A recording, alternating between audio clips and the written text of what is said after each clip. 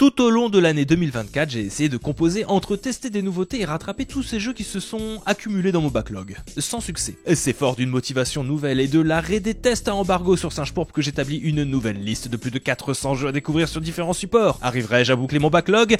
J'y crois pas une seule seconde. Et de toutes les urgences jeux vidéo à rattraper, j'ai choisi Monster Hunter Rise. Urgence? Pourquoi? Parce qu'avant la sortie du plat de résistance Monster Hunter Wilds, pardi. Monster Hunter Rise, d'abord sorti sur Switch en 2021 et développé en parallèle de World, est une proposition qui se veut à la fois dans la lignée de World, mais aussi différente dans la mesure où il prend plutôt la suite de Monster Hunter Génération. Presque un retour aux sources des Monster Hunter tout en essayant de pousser un petit peu plus loin l'accessibilité des jeux initiés dans World. Retour aux sources oui et non dans la mesure où l'on retrouve davantage une autre piste de réflexion sur la licence Monster Hunter qui va moins loin que World en matière d'ouverture de jeu et qui peut être vue comme une formule plus proche des origines. Mais par le développement rapproché de World, les similitudes s'arrêtent bien là. Monster Hunter Rise est tout simplement une autre proposition, une sorte de what if si World n'avait pas tout pété. Le tout sur un support bien moins extravagant, la Switch, l'occasion d'éprouver le moteur RE Engine sur des specs bien plus modestes, mais de toute façon de réduire la voilure du jeu aux capacités réelles de la portable de Nintendo. Le titre profitera tout de même de l'aura de World qui emmènera la série Monster Hunter sur un autre niveau de notoriété, sans pour autant atteindre les chiffres de vente de ce dernier.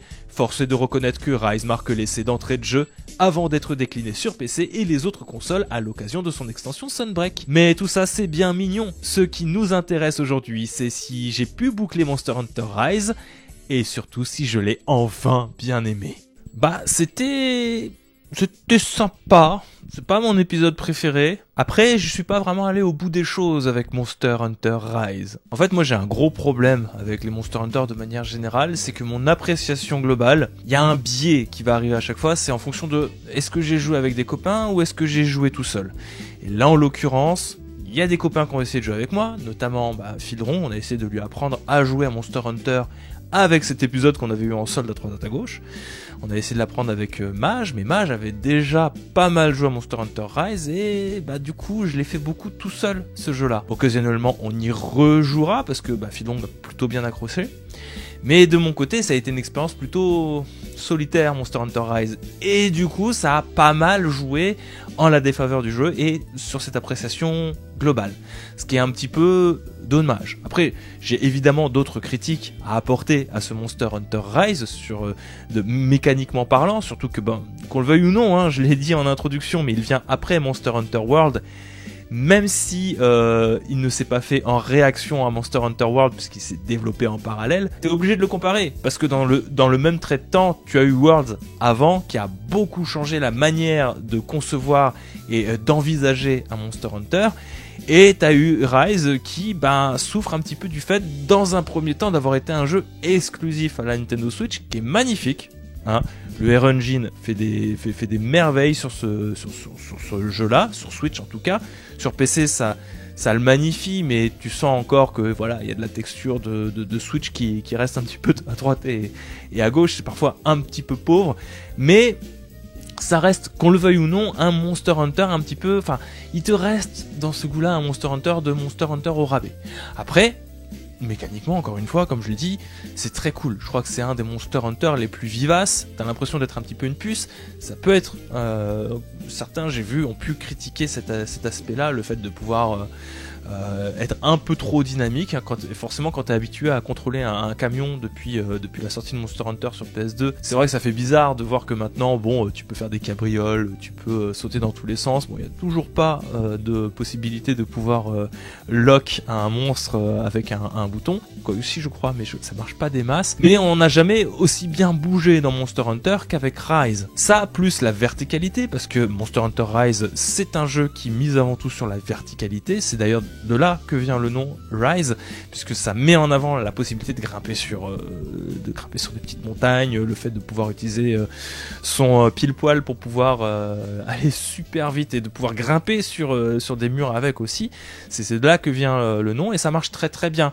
verticalité qui a été aussi renforcée outre mesure par les philoptères, qui sont, on va dire, la feature la plus importante de tout le jeu, parce que ça permet non seulement de faciliter l'exploration, on peut escalader beaucoup plus facilement, on peut l'utiliser comme un grappin, mais qui nous permet aussi d'apporter de nouveaux mouvements en combat. On peut les utiliser pour immobiliser un adversaire, et puis l'utiliser comme une monture, pour pouvoir attaquer pendant une courte période un autre monstre quand il peut y avoir un débordement avec une situation où il y aurait deux monstres qui se foutent sur la gueule. Mais on peut aussi l'utiliser pour faire des combos qui sont vraiment ravageurs. Alors moi j'ai joué double lame pendant toute cette partie-là, et il y avait un combo comme ça où on pouvait utiliser le philoptère pour se rapprocher et faire des trucs qui faisaient vraiment très très mal au monstre, et tu sens que là pour le coup t'as une vraie maîtrise qui peut arriver de savoir quand bien placer ton philoptère, et j'ai trouvé que c'était très intéressant de cet apport-là par rapport à Monster Hunter World, en tout cas en termes de gameplay pur. Bon, avant que j'aille plus loin, faut aussi que, je vous ai dit, toutes ces histoires du j'ai besoin de jouer avec des amis, etc. Fatalement, je n'ai pas fini Monster Hunter Rise comme beaucoup s'attendent à ce que je termine Monster Hunter Rise. J'en avais déjà discuté sur le Discord pour les patriotes. D'ailleurs, si vous avez une petite pièce, n'hésitez pas à la lâcher sur le Patreon, on diffuse des vidéos en avance là-bas. Mais oui, moi j'ai fini l'histoire en 10 heures et j'ai joué 8 ou 9 heures de plus pour essayer d'aller un petit peu plus loin, et dans le endgame entre guillemets. Quand je dis fini, j'ai vu le générique de fin, je sais, j'ai torché World dans tous les sens, je sais que le générique de fin ce n'est pas la fin. Je ne suis arrivé que jusqu'au générique de fin et un petit peu plus loin. Mais comme j'avais pas d'amis, j'ai pas forcément eu envie d'aller un petit peu plus loin. Puis comme il y a Wilds qui arrive bientôt, la motivation elle n'était pas non plus au beau fixe. Mais j'ai fait une bonne partie quand même, et ça m'a permis de me rendre compte que c'était quand même assez court. Alors, je suis pas forcément partisan des jeux trop longs pour rien, mais j'ai trouvé quand même pour un Monster Hunter, malgré tout, le scénario très court. Après, si je devais me rapporter une autre réflexion, peut-être je l'ai fait un peu trop tard. Je l'avais essayé sur Switch à l'époque, ce Monster Hunter, il m'était tombé des mains, ça m'avait gonflé. J'avais pas de pote avec qui jouer sur Switch, il y avait Mage, il voulait pas sortir sa Switch à ce moment-là, il l'a fait sur le Game Pass beaucoup plus tard après. C'est jamais qu'une histoire de moment, c'était pas le bon moment pour ce Monster Hunter pour moi, visiblement. Au-delà de ça, moi j'ai toujours autant apprécié cette volonté de pouvoir simplifier et rendre un peu plus accessible la licence, qui reste encore quelque chose de très réservé à une niche. Je trouve que c'est en 2024, toujours, on est en 2025 maintenant, mais je trouve qu'aujourd'hui c'est toujours idiot de pas proposer de tutos vraiment bien formés, ou en tout cas de pas faire une emphase sur la maîtrise des armes. Alors ils en font des efforts, mais si tu vas pas sur internet pour aller voir à droite à gauche comment est-ce que fonctionne tel ou tel type d'arme, tu vas être complètement paumé. Encore une fois, il y a même l'entraînement, pour vous dire, l'entraînement il est un peu caché quoi. C'est un bateau qui est paumé au fin fond du camp des pile-poils. C'est pas... Voilà quoi, faut aller sur internet pour savoir exactement où sont les choses, et il y a encore un effort à faire du côté de Capcom pour pouvoir faire apprendre les mécaniques de son propre jeu. C'était bien les manuels à l'époque pour ça. Enfin, ils font des efforts sur le reste. J'aime toujours cette ouverture-là, le fait de plus avoir de potions, par exemple, pour les zones de feu ou les zones fraîches. Quand t'as une potion chaude ou une potion froide, c'est bien. J'aime toujours autant l'idée de ne plus avoir, mais ça c'est depuis World, de ne plus avoir de pierre à aiguiser pour aiguiser son arme, parce que ça faisait perdre un temps monstrueux. Le fait de pouvoir boire une potion pendant que tu es en train de marcher, tu peux pas courir, mais tu peux marcher un petit peu, ça peut esquiver des fois au poil de fesses un monstre, et c'est quelque chose que j'apprécie beaucoup et qui va toujours dans ce sens-là, de pouvoir rendre la licence plus accessible au grand public. C'est cool, parce que il y avait des fois, c'était un peu une plaie de contrôler son personnage. Moi, je suis pas de la team à aimer contrôler un camion. J'aime beaucoup l'esthétique du jeu aussi, récupérer tout le folklore des yokai qu'on n'a pas revu depuis un sacré moment dans un Monster Hunter, avec cette impression de retour aux sources, alors que pas du tout, comme j'ai pu vous l'expliquer, c'est pas du tout, enfin c'est pas vraiment un retour aux sources. Ça me plaît, j'aime beaucoup les musiques, j'aime beaucoup les nouveaux monstres qui ont un design qui fait vraiment typé nippon, et si t'es un bandeur de Japon, ça te fait forcément plaisir. Mais à côté de ça, j'ai pas pu m'empêcher d'avoir ce goût dans la bouche de vraiment Monster Hunter au rabais, parce qu'encore une fois, il arrive après World, et que World a mis la barre tellement haute que c'est compliqué de n'arriver qu'avec désolé, une semi-proposition de Monster Hunter. Tu sens que le truc il a été taillé pour la Switch à la base, qu'il y avait peut-être un scope qui était un peu moins grand et qu'on a essayé de malgré tout proposer quelques petites avancées, mais en se concentrant sur l'essentiel de Monster Hunter. Alors, pas que, il y a quand même un gros ajout que j'ai un petit peu éludé, mais j'ai vraiment, pour le coup, j'ai vraiment pas aimé ça. Ça a été les espèces de tower defense pour défendre la ville. J'ai oublié le nom. Je suis désolé. Mais vous avez des vagues successives d'ennemis qui arrivent pour attaquer le village de Kamura. Et vous devez poser des balistes, faire des invocations de PNJ qui vont pouvoir vous aider, repousser les monstres et à la fin, croiser les doigts pour que tout passe sans qu'on casse les portes du village. J'ai trouvé ça lent. J'ai trouvé ça... pas intéressant et puis trop stressant. C'est pas forcément ce que j'attends d'un Monster Hunter. J'aime bien chasser des monstres, mais dès qu'on propose un gameplay un peu trop différent, je vous avoue que j'ai un petit peu du mal. Encore une fois, j'ai le biais d'avoir été tout seul et que tout seul à gérer, c'est moins fun. Peut-être qu'il y a une dose de chaos ou une dose de coopération ou de stratégie qui peut naître en fait d'un jeu en multijoueur là-dessus. Mais je sais pas, c'était pas... Pour le coup, là, j'ai pas passé un bon moment dessus et j'ai, autant que faire se peut, j'ai esquivé toute cette partie. Ah oui, j'y pense, mais il y a aussi toute la partie sur les crafts. Vous savez, Monster Hunters, c'est vraiment un jeu dans lequel vous avez des monstres, faut chasser les gros monstres, basiquement, hein, et il faut récupérer leur peau, leurs os, etc. pour se crafter une meilleure armure ou une meilleure arme pour aller tuer des plus gros monstres, récupérer leur peau, etc. Vous voyez la boucle un petit peu. Et ça implique que si vous devez construire vos armures et vos armes, vous allez passer beaucoup de temps dans les menus du forgeron pour pouvoir voir c'est quoi qui a le meilleur rapport entre l'apport de ressources et l'armure finale ou l'arme finale. Et j'ai trouvé les menus du forgeron mais imbitables, j'ai rien compris. Je trouvais il y a une espèce d'arborescence qui est faite et des fois tu fais des trucs, tu sais pas exactement si c'est une bonne chose que tu fais. Enfin moi je l'ai vécu comme ça, j'avais pas l'impression de faire des choix en conscience. J'avais plus l'impression de subir une arborescence et d'arriver en bout de course en me disant j'ai ça. Ok. C'est dommage hein, parce que vraiment c'est ça la différence entre un Monster Hunter dans lequel t'accroches pour farmer et un Monster Hunter dans lequel t'accroches pas. Si le menu n'est pas suffisamment, comme c'est le cas, intuitif, si le menu n'est pas suffisamment sexy, si tu passes un mauvais moment dans les menus, t'as pas envie, enfin moi j'ai pas eu envie d'aller farmer pour passer du temps dans les menus. C'est un peu dommage, hein. Maintenant, il va y avoir la question de Sunbreak et de la suite. Moi, je sais que je vais peut-être faire une ou deux parties avec Fildrong et Mage pour continuer et essayer d'aller un peu plus loin. Peut-être me rabibocher avec ce système de craft, on sait jamais, ou même carrément avec le système de Tower Defense. Mais après, je vous avoue que j'y crois pas trop. Je n'ai pas joué à la démo de Monster Hunter Wilds. Je voulais me garder le bénéfice du doute et puis un petit peu la surprise aussi. Par contre, ce que je sais, c'est que si j'accroche bien, ou même si j'accroche pas, mais dans tous les cas, il y a peu de chances que je retourne sur Rise, ce qui m'embête parce que j'aurais bien voulu faire Sunbreak, l'extension, qui avait l'air plutôt cool. Peut-être qu'il y avait des choses justement qui avaient été corrigées d'une extension à l'autre. Vous me direz ce que vous avez pensé si vous avez joué à Sunbreak entre temps, mais je trouve que c'est dommage. Il y a peu de chances que j'y joue, il y a peu de chances que Mage ait envie d'aller jusque là dans Rise, il y a peu de chances que Fildrong ait envie aussi d'aller aussi loin. Surtout il y a beaucoup plus de chances que finalement on migre tous du côté de Wilds. J'avais un seul moment pour tester Monster Hunter Rise, c'était celui-là. Est-ce que c'était bien globalement? Oui, ça reste Monster Hunter, j'aime bien. Est-ce que c'était le Monster Hunter que je garderai en tête pour le reste de ma vie? Peut-être pas. Je vais le ranger sagement du côté de Monster Hunter Génération et Monster Hunter 4 que j'ai un peu moins apprécié.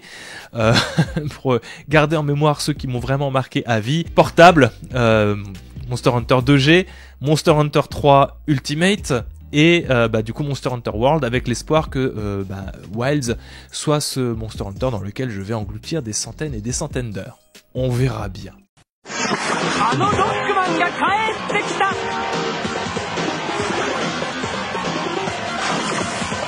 まだまだ懲りないドクター・ワイリーの野望。グレードアップした8ステージの強敵ロボット、面白さ2倍。究極の痛快アクションゲームドッグマン2、ドクター・ワイリーの謎。Si jamais vous avez vu ma vidéo sur ma tentative de boucler mon backlog en 2024, peut-être que vous avez vu tout le passage sur mon été, un été sous le signe du rétro gaming et pendant lequel j'ai découvert le premier Megaman. Dans les grandes lignes, un jeu fluide, responsive et plus agréable que je ne le pensais, et bien entre temps j'ai appris que le premier Megaman ne s'était pas très bien vendu, en tout cas pas suffisamment pour que Capcom n'envisage d'en faire une suite. C'est donc sur leur temps libre qu'Akira Kitamura et sa team se sont penchés sur Megaman 2, avec pour objectif déjà de corriger un petit peu la formule du premier opus, mais aussi et surtout de le rendre plus proche de visuels animés, avec comme source première en tête Astro Boy, ce qui renforce le décalage, vous en conviendrez, entre les ambitions visuelles du jeu et l'art présent sur les boîtes du jeu US et européennes, hein, on est d'accord. Megaman 2 sort en 88 au Japon, soit tout juste un an après le premier, et va marquer le succès enfin de la série, avec quelques 1,5 million d'exemplaires vendus, un succès commercial et critique, certains fans considérant qu'il s'agit là du prime de Megaman, le meilleur des épisodes. Mais tout ça, on est d'accord, c'est bien mignon, ce qui nous intéresse aujourd'hui, c'est si j'ai pu boucler Megaman 2, et ce que j'en ai pensé. Bah c'était beaucoup trop bien, un vrai kiff. Pour l'occasion, j'avais ressorti mon Mister FPGA, qui est ce fameux circuit programmable qui vous permet de simuler le comportement d'une très vieille console de jeux vidéo. Vous l'avez, il est derrière, mais du coup c'est ce qui s'affiche ici, hein, c'est le Megaman 2 sur le Mister FPGA. Je l'ai mis sur cet écran cette fois-ci, c'est un écran consommateur, c'est peut-être un petit peu plus représentatif de ce que la majorité des gens qui font le pas, qui sautent le pas d'avoir un CRT vont avoir. Et en vrai, je crois que je préfère, je me permets de faire un petit écart, hein, parce que vous avez un petit côté plus, cellule plus flou aussi un petit peu, mais de très bonne qualité, parce que je suis en RGB hein, sur le FPGA, avec des couleurs bien pétantes, plus pétantes que ce que je pensais. Je crois que je vais continuer à jouer dessus pour le futur de mes tests de jeux sur NES, parce que franchement ça rend très très bien, je suis assez surpris. Bon bref, petit écart, donc j'ai joué à Megaman 2 sur mon Mister FPGA, et j'avais déjà joué au Megaman premier du nom, je vous en ai jamais fait de vidéo. Je sais pas si je vous ferai d'autres vidéos de Megaman 3, 4, 5, 6, parce que j'ai peur que fondamentalement on tourne un petit peu en rond sur ce que c'est. Peut-être que je les ferai par paquet, parce que j'ai l'intention de toute manière de tous les faire, parce qu'ils sont dans mon backlog. Mais j'avais envie de m'attarder un petit peu quand même sur Megaman 2, parce que lui, plus particulièrement, il a quelque chose en plus. Il a un truc par rapport à Megaman 1 qui fait que... ouais, je suis assez d'accord. Alors, j'ai pas fait les autres encore, mais je suis assez d'accord avec les gens qui disent que c'est un peu le prime de Megaman, dans la mesure où le 1 était déjà très bien, contrairement à ce qu'a pu dire la presse à l'époque, malgré ce qu'a pu dire Famitsu, parce que j'étais surpris de voir que Famitsu lui a mis 28 sur 40, étonnamment, à ce pauvre petit Megaman 2. Ils ont pas l'air d'avoir kiffé des masses. C'est vraiment le 1, mais en tout, mieux partout. Bon alors, je vous la refais vite fait, parce que peut-être que vous savez c'est quoi Megaman, mais il y a peut-être des gens qui découvrent la licence avec moi et ces découvertes-là. Megaman, c'est un petit robot qui a été créé par le Dr Light. Il doit affronter le Dr Willy. Dans Megaman 2, le Dr Willy revient et il a créé à nouveau 8 robots qu'il va falloir combattre avant de pouvoir aller dans le château du Dr Willy pour aller le vaincre dans une série de niveaux, en plus de se retaper tous les boss qu'on a déjà fait avant. La particularité de Megaman, c'est que ces boss, ces robots que vous allez choisir, que vous allez combattre, vous avez la possibilité de choisir dans quel ordre vous allez les affronter, en sachant qu'il y a un ordre, on va dire, optimisé, dans lequel vous allez obtenir une arme à la fin, l'arme du boss en question, par exemple l'arme de Crashman ou l'arme de Bubbleman, en l'occurrence dans Megaman 2, qui sera plus forte contre, par exemple, Pyroman. Je vous dis au pif, je ne me souviens plus des noms très exactement. Je pourrais être honnête, j'ai pas révisé les noms des boss. C'est nouveau pour moi hein, de parler de Megaman, je suis pas encore au point là-dessus. Donc, y a un ordre optimisé pour vous faciliter la vie, parce que le jeu fondamentalement est un peu plus dur qu'un action platformer, on va dire standard. J'ai pas d'autres exemples d'action platformer. Enfin, en tout cas, c'est ce que je pensais que c'était dur. Parce que comme pour Megaman 1, Megaman 2, il est exigeant sur l'exécution des touches que vous allez à faire. Et c'est un jeu qui se base beaucoup sur vos réflexes. Il y a beaucoup de réflexes à avoir et il est en fait assez permissif dans les dégâts que vous allez prendre. Du moment que vous avez retenu le pattern de certains rares ennemis, comme je pense au au chien qui crache du feu dans la forêt de Woodman. C'est un jeu qui te laisse te prendre quelques dégâts avant de comprendre ce qu'il faut faire. Il n'est pas punitif comme pourrait l'être, tenez, Ghost and Goblin, en thème d'action platformer, qui lui pour le coup est vraiment difficile. Et sur FPGA, je me rends toujours compte à quel point c'est fou ce que...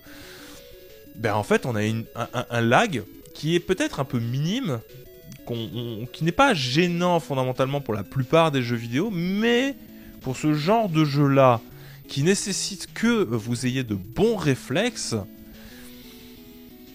c'est handicapant. Et là, en l'occurrence, sur FPGA, c'est parfait. L'expérience Megaman, elle est incroyable. Et j'ai passé un super bon temps dessus. A fortiori, donc, que ce Megaman 2 corrige tous les écueils que je pouvais avoir dans Megaman 1. Dans Megaman 1, tu sens qu'il y a les problèmes qui sont de l'ordre du premier épisode. C'est-à-dire que peut-être que le level design n'était pas forcément très inspiré. Peut-être qu'il y a certains monstres qui arrivent de manière un petit peu injuste, qui peuvent taper de manière un petit peu injuste, en sortant comme une fusée du bord de l'écran, sans que tu aies vraiment la capacité de le voir venir. Là, il y a tout ça qui est corrigé. C'est-à-dire qu'on a une vraie réflexion autour du level design d'un Megaman 2, de comment est-ce qu'on fait un bon action platformer. On a une vraie réflexion également autour de quand est-ce que les monstres vont apparaître, la quantité de balles qu'il faut leur mettre dessus aussi, et ce qu'ils vont lâcher. Parce que Megaman, c'est un jeu qui de base était un jeu très généreux dans les drops qu'il fait, parce que vous avez régulièrement besoin de consommables dans Megaman, faut pas croire. Il y a la vie, mais vous avez aussi l'énergie qui est liée aux armes que vous allez utiliser, donc les armes des boss. Et ce Megaman 2 ne déroge pas à la règle, il est non seulement relativement généreux, mais il sait quand vous donner les bons consommables au bon moment, avant un boss par exemple, ou avant une énigme un petit peu particulière. Alors des énigmes, il n'y en a pas tant que ça. En général, le jeu réclame de vous que vous ayez de bons réflexes. La partie énigme, majoritairement, va se jouer quand vous allez combattre un boss. Essayez de trouver quelle est l'arme la plus adaptée pour combattre le bon boss, mais si vous n'avez pas la bonne arme, c'est pas grave, il suffit juste d'avoir de très bons réflexes et l'arme de base suffira. Il n'y a que un petit moment où j'ai un peu grincé des dents dans Megaman 2, ça a été dans la forteresse du Dr Willy, dans laquelle vous avez ces tourelles que vous devez abattre et qui sont plus de l'ordre du puzzle en réalité que du véritable combat, puisqu'il n'y a que Crashman qui va vous être utile là-dedans. Vous n'avez que 7 balles avec des balles explosives et vous devez non seulement détruire les murs des tourelles et détruire les tourelles après coup, sachant qu'évidemment il y a plus de tourelles et de murs que vous n'avez de munitions, donc il faut détruire les choses dans un bon ordre. Et ça tire de partout, et c'est compliqué à esquiver les balles, etc. J'ai passé un certain temps à essayer de comprendre quel était le seul et unique moyen de pouvoir les tuer, en sachant qu'il faut arriver contre ce boss en ayant le maximum de votre énergie, de votre arme. C'est la seule difficulté que j'ai rencontrée, la difficulté, on va dire, mécanique, la difficulté logistique dans le jeu, parce que le reste du temps, à chaque fois que je mourais, c'est parce que j'avais pas de bons réflexes, j'ai pas assez bien joué. Et vraiment, c'est un des rares jeux dans lequel je suis pas frustré. Et je me suis juste dit, là, il y a une marge de progression. Là, j'ai mal joué. Là, je peux faire mieux. Et c'est extrêmement gratifiant. Et alors, j'ai pas parlé de l'éléphant dans la pièce, mais les musiques de Megaman 2, mais quel banger! Mais c'est incroyable. Il y a aucune musique faible dans Megaman 2. Tout est beaucoup trop bien. Évidemment qu'il y a la musique de la forteresse du Dr Willy qui est culte.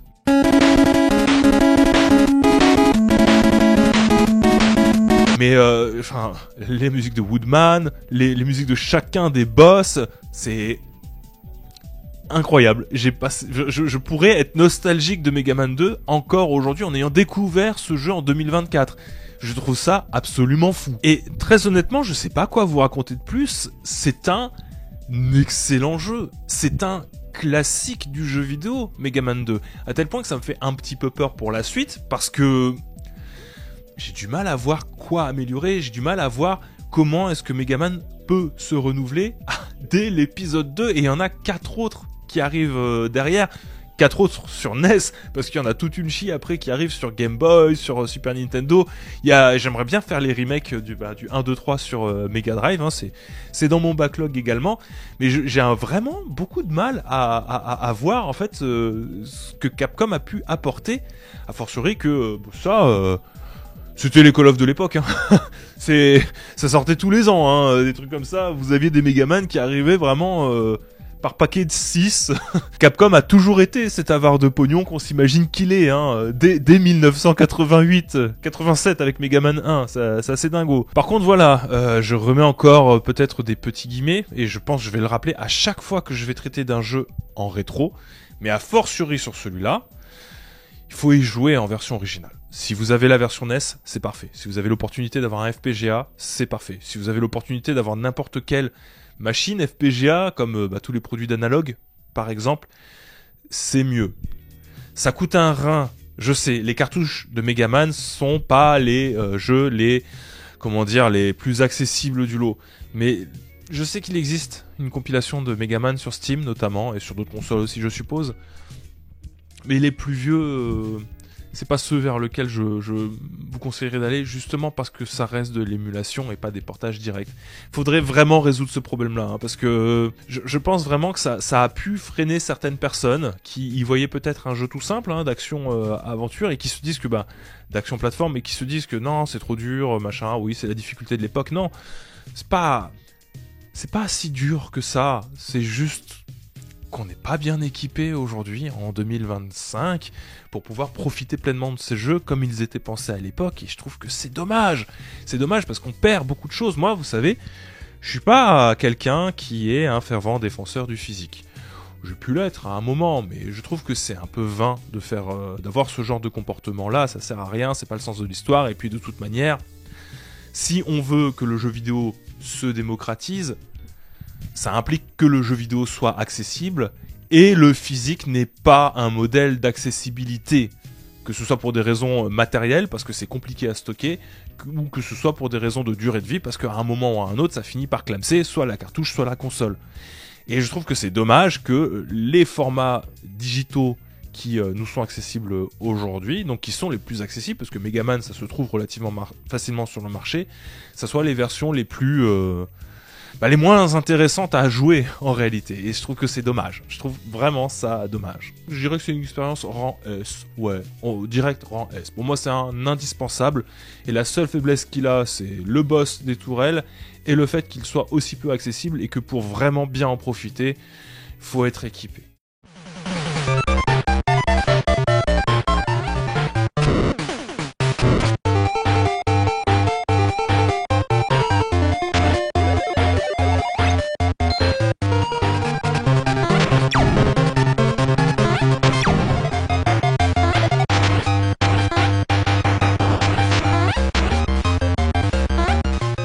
J'ai sorti mon meilleur top des perles cachées de la Game Boy et je suis tombé sur Avenging Spirit.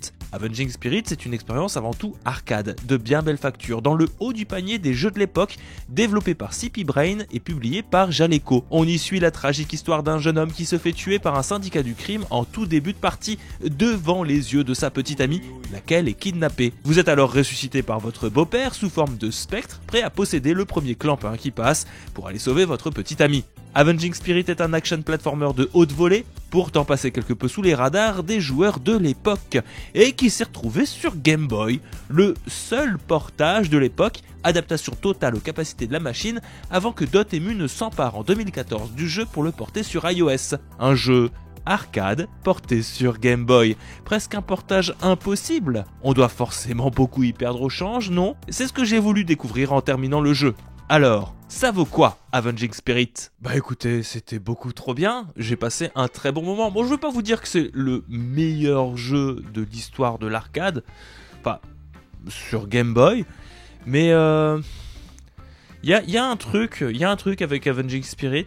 Je sais pas comment l'expliquer, c'est davantage du côté de la prouesse technique qu'il faut le voir, parce que c'est vrai que c'est assez dingo de se dire qu'on a une expérience très similaire au jeu d'arcade. J'ai eu l'occasion de tester le jeu d'arcade aussi, c'est un bon jeu d'arcade, mais sur une console portable aussi peu doté, on va dire, technologiquement parlant. Il y a presque tout qu'on retrouve. Alors évidemment, il y a un peu moins de pouvoir. Évidemment qu'il y a nettement moins d'animation.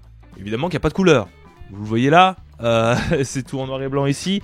Bon, moi j'y ai pas joué sur la télé, j'y ai joué évidemment sur Analog Pocket. J'ai aussi essayé sur Game Boy.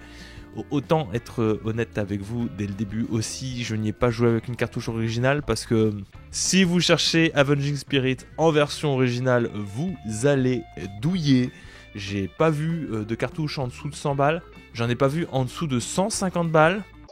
On est typiquement dans ce genre de jeu qui est pas forcément une expérience incroyable, mais parce que c'est rare et parce que quand même il faut saluer la performance, on se retrouve avec des prix qui sont abusés. Alors, plutôt que de continuer à parler technique pure et dure, je vais peut-être vous parler de comment est-ce que ça se joue, Avenging Spirit, parce que je l'ai volontairement éludé dans mon introduction.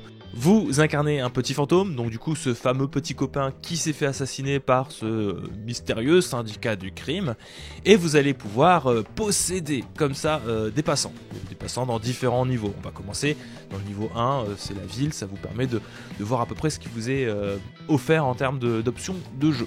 Donc oui, ça ressemble beaucoup à Ghost Trick avant l'heure, pour ceux qui ont la référence de Ghost Trick. Moi, j'ai jamais fait Ghost Trick, donc c'est ma première référence de possession de gens. Mais c'est pas grave, écoutez, Ghost Trick est sur mon backlog, on le fera peut-être cette année, on verra. On va posséder des gens qui ont du coup différentes compétences. Oui, ça ressemble aussi à Mario Odyssey, c'est bon, on va arrêter de faire des parallèles comme ça. Vous êtes un fantôme qui va posséder un gangster par exemple pour pouvoir tirer de loin. Vous allez posséder une femme qui fait du kung-fu, ou alors un ninja qui envoie des shurikens, ou alors un robot qui va pouvoir tirer des missiles aussi, parce que ce sont des villes un peu particulières dans lesquelles il y a des femmes karatékas, des gangsters et des robots. On est accueilli avec de jolies musiques et avec un gameplay relativement simple qui ne tient que sur les deux boutons de la manette, de la Game Boy, à savoir que vous pouvez sauter et faire des actions. Et c'est tout ce que vous demandera le jeu. Alors, évidemment que c'est un jeu un peu compliqué. C'est un peu dur, c'est pas comme Megaman qui pourrait être relativement permissif. Là on est plutôt sur un jeu qui peut être punitif, qui a sa physique du saut qui peut rebuter. Physique du saut qui va dépendre du personnage que vous avez. D'ailleurs, il y a des personnages qui peuvent être un peu plus fumés que d'autres. Là de tête, je pense que celui qui poutre un petit peu tout le monde, c'est le robot. Le ninja aussi est pas mal, et à chaque fin de niveau, vous allez combattre un boss qui est plus ou moins, proche de ce fameux syndicat du crime que l'on doit combattre en bout de course.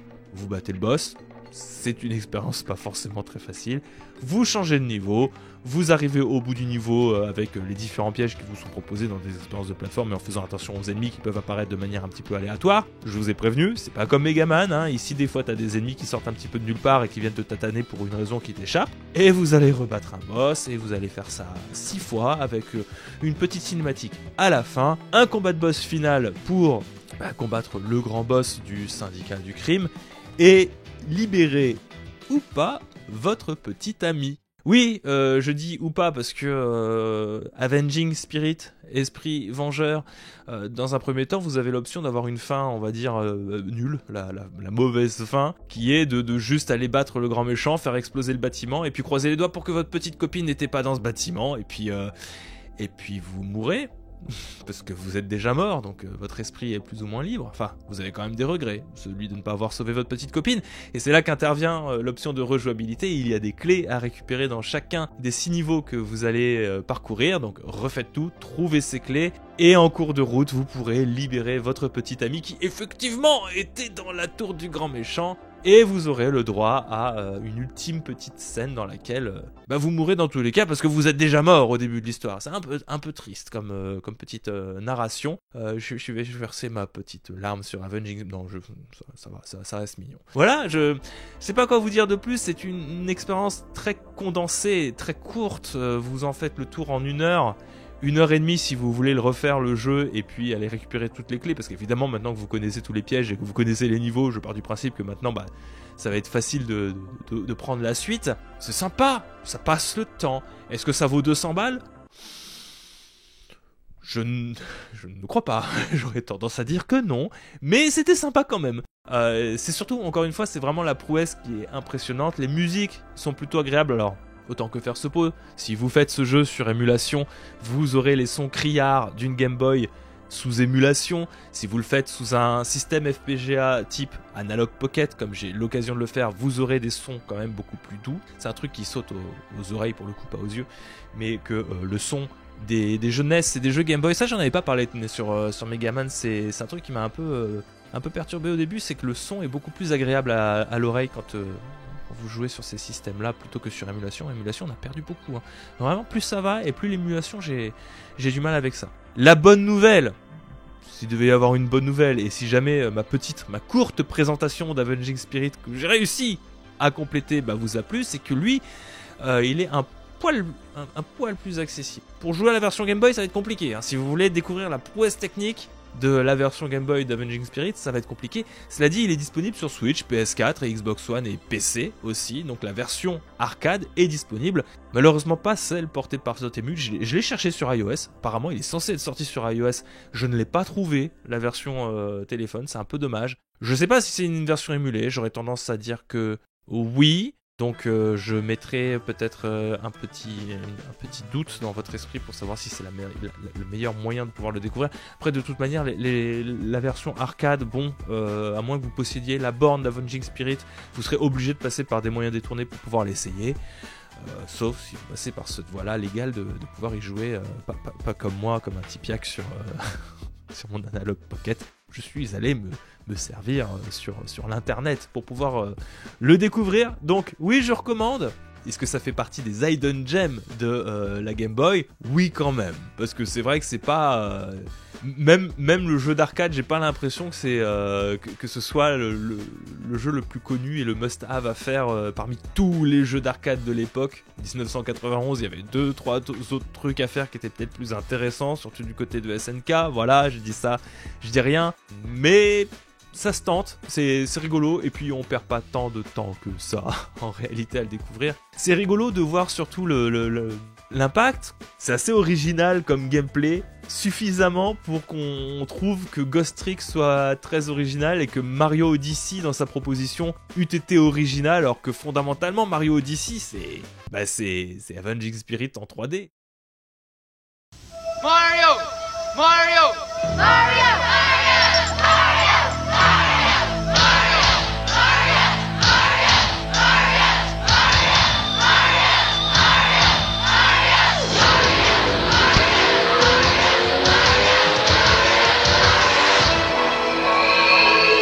He's back. All you had to do was ask. Super Mario Bros. 3 from Nintendo.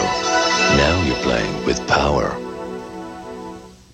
Je n'ai jamais terminé Super Mario Bros 3, je l'ai fait plein de fois plus jeune, mais j'ai jamais vu le monde 8. Sorti en 1988 sur Famicom au Japon, 91 sur NES par chez nous, Super Mario Bros 3 c'est la troisième aventure du plombier avec son frère. Le monde est plongé dans le chaos à cause de Bowser et des Koopalings, puisque ces gredins ont transformé chacun des souverains des régions du royaume champignon en animaux bizarres. Mario, aidé de la princesse Peach par l'intermédiaire d'envoi de colis logistiques à chaque fin de monde, va devoir rétablir la paix en protégeant le système monarchique mis en place.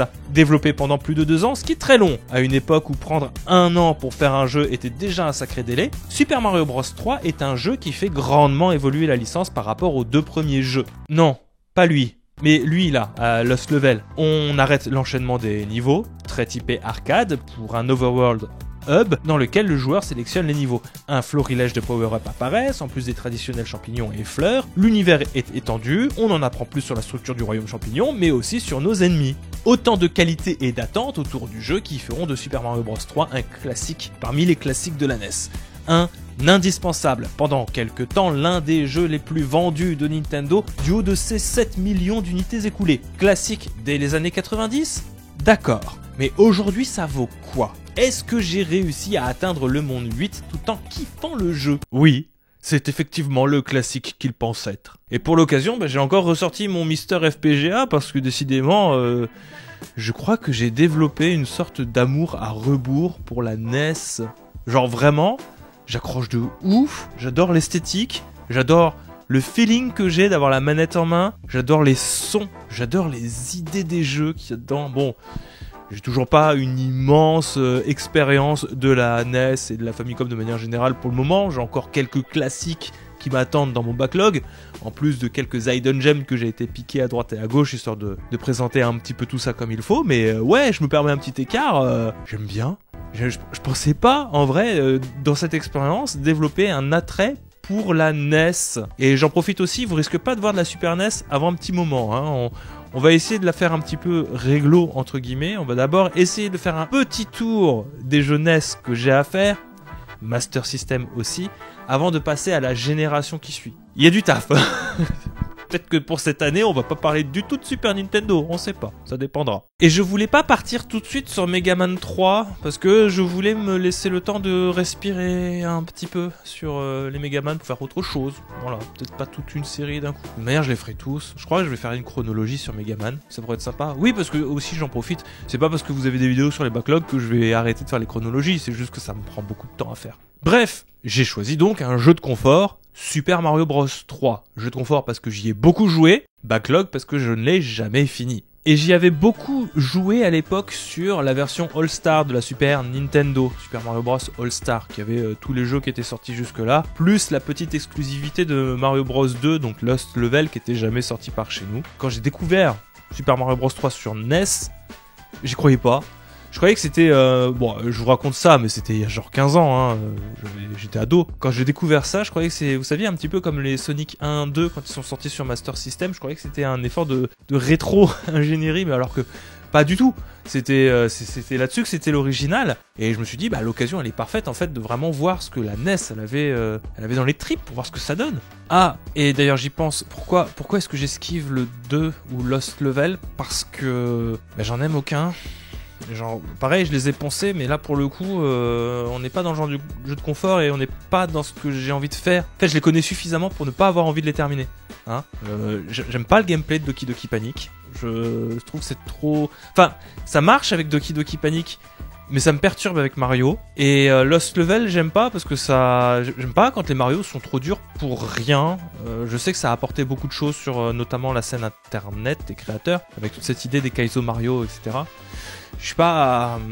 Moi j'aime bien les Mario bien maîtrisés et qui ont une courbe de difficulté qui est ok, pas les trucs insane, je comprends pas l'intérêt. Donc j'aime pas. Je suis trop proche de Mario Bros 1, j'ai l'impression que t'as déjà fait Mario Bros 1, t'as fait tous les Mario Bros en fait. Et du coup Mario Bros 3, et le premier truc que j'ai envie de dire, ça va être sur la technique. Encore une fois, on avait commencé Avenging Spirit sur la technique, je vais commencer Mario Bros 3 sur la technique parce que j'ai été quand même relativement surpris de la tronche que ça avait. Alors effectivement c'est moins fin, c'est moins détaillé, les sprites sont peut-être un petit peu plus grossiers que sur Super Nintendo. En même temps, c'est normal, c'était des remakes qui voulaient montrer la puissance de la Super Nintendo, mais je trouve que la version NES, elle a rien de, enfin, elle a rien à cacher quoi. Elle est impeccable. Techniquement, elle est impeccable. Alors, il y a quand même, voilà, il y a des petits soucis de temps en temps, notamment au moment du scrolling. T'as l'impression que t'as certains sprites, les 1 ou 2 cubes qui arrivent à se charger, ils se chargent à moitié l'espace de 2-3 frames. Donc tu vois, ça fait une sorte de, comment dire, de flou gaussien, de flou enchaîné qui se fait sur le scrolling, qui peut paraître un petit peu bizarre, où t'as l'impression que le décor il a un petit peu du mal à se charger. Mais c'est le seul point sur lequel, en termes de technique pure et dure, j'ai vu que la NES pouvait souffroter un tout petit peu, parce que sur le reste, ça reste giga impressionnant. Sur un plan plus, on va dire, gameplay, j'ai été rudement impressionné aussi, parce que si tu te remets dans le contexte, tu vois que Super Mario Bros 3 propose quand même pas mal d'évolutions par rapport à l'épisode NES que j'avais fait l'été dernier et qui m'avait déjà pas mal impressionné pour ce que c'était sur de la NES, et pas mal d'évolutions qui feront date en réalité dans les Super Mario Bros aussi, comme l'espèce de hub monde ouvert dans lequel tu vas sélectionner tes niveaux que tu vas pouvoir faire. Tu vas pouvoir esquiver des niveaux si tu veux aller un petit peu plus vite, tu seras pas obligé d'en faire. Tu as d'ailleurs des items qui te permettent d'esquiver des niveaux si tu as un petit peu trop du mal à pouvoir les réaliser. C'est tentative de renouveler le gameplay en proposant des niveaux qui sont différent du simple niveau à proprement parler. Alors il y avait déjà ça dans Super Mario Bros avec par exemple le scrolling imposé, mais là je vous parle par exemple de combats d'ennemis avec par exemple des frères marteaux qui vont vous barrer le chemin qu'il faudra battre, et en échange vous aurez un power-up qui va se stacker dans votre inventaire.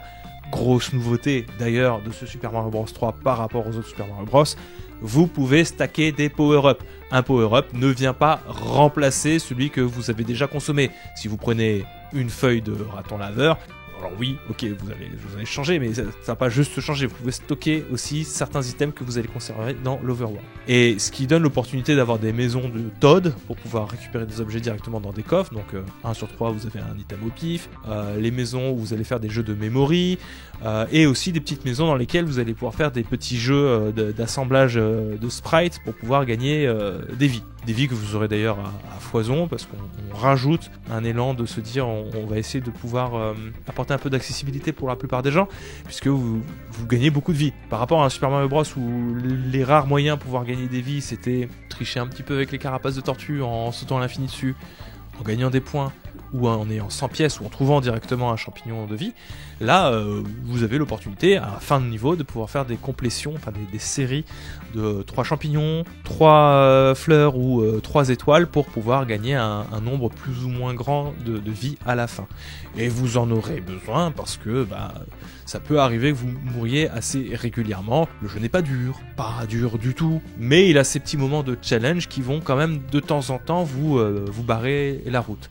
Je pense pas nécessairement au niveau en tant que tel, mais vous avez des petits barrages comme par exemple les maisons de boue où on commence à envisager des petites énigmes dans les platformers avec des chemins idéaux à emprunter. Alors il y en avait déjà dans Super Mario Bros, mais là c'est un peu plus régulier, ou encore les fameux châteaux, pas les châteaux de Bowser du coup, mais les châteaux de Boom Boom, donc l'ennemi intermédiaire que vous allez devoir affronter dans chacun des niveaux et où vous allez devoir sauter dessus 3 fois, qui peuvent être plus ou moins corsés aussi.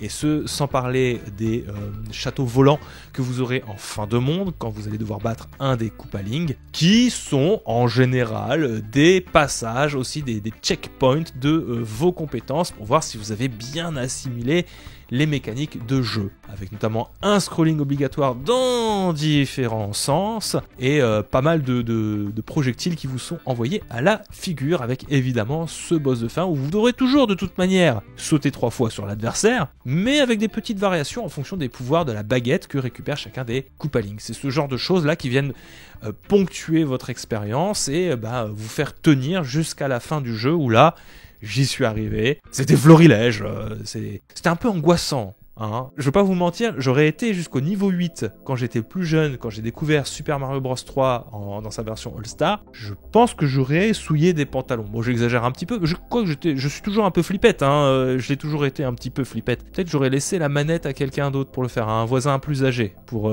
continuer. Parce que je trouve que, je sais pas, il y a du feu partout, il y a des tanks, il y a des bateaux de guerre de partout. Là, ce que tu fais en fin de niveau, qui est un petit peu dur, tu le fais tout le temps.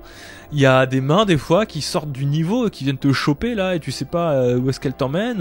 Ce qui est marrant d'ailleurs, parce que par rapport à la facilité avec laquelle tu vas te battre Bowser à la fin, c'est un peu con quoi.